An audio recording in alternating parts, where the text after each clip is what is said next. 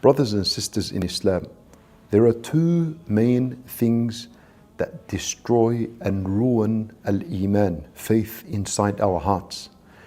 Something known as ash-shubuhat and the other known as ash-shahawat. Faith-based doubts, that's the first one. And evil temptation and desire is the second one. These damage and destroy al-Iman.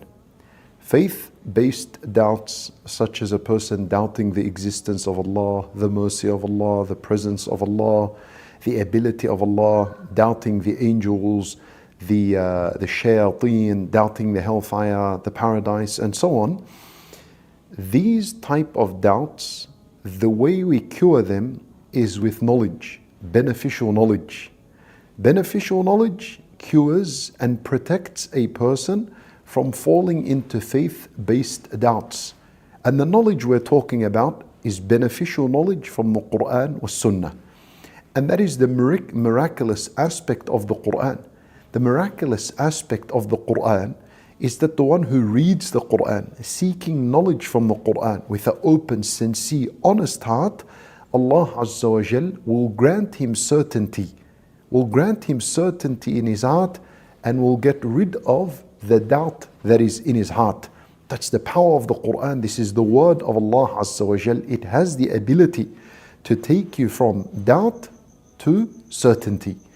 And the other type that destroys al-Iman is ash-shahawat.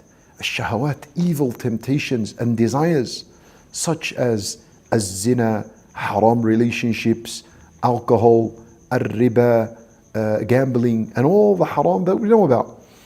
And the way to protect yourself and to protect your Iman from evil temptations and desires is by righteous actions, righteous deeds, al-amal al-salih, such as as-salat and zakat and fasting and the many good deeds that we know. When you occupy yourself with righteous deeds, this protects you from evil deeds. And if you don't have any righteous deeds in your life, or your righteous deeds are very small and limited, what happens? A lot of your time is empty. So a shaitan will take advantage of this empty time and fill it up for you with evil deeds and evil temptations and desires. So brothers and sisters in Islam, you protect yourself from desires by engaging in many righteous deeds. Read Al-Quran, memorize Quran, pray in times where it is permissible to pray, fast, give a sadaqah, and continue to do so to protect yourself from falling into evil temptations and desires. And Allah subhanahu wa ta'ala, He said in the Quran, هو الذي أرسل رسوله بالهدى ودين الحق. Allah Azza wa Jal said that He sent the Messenger sallallahu alayhi wa sallam with two things.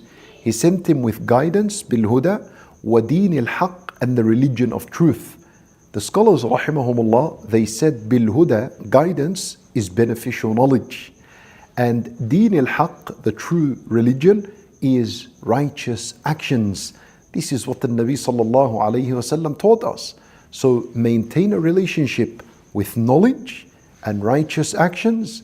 You will save yourself from falling into faith-based doubts and from being a victim and falling into evil temptations and desires. And as a result, you would have protected, maintained, preserved your Iman. You die upon Iman and you're resurrected on the Day of Judgment upon Iman, bi'idhnillahi ta'ala, earning Allah's acceptance and His pleasure. We ask Allah Azza wa Jal to forgive us all. We ask Him subhanahu wa ta'ala to enable us to continuously repent from our evil deeds and our evil actions. For indeed, repenting and seeking Allah Azza wa Jal's forgiveness is one of the greatest righteous deeds you should do if you fell into a sin or an evil temptation and desire.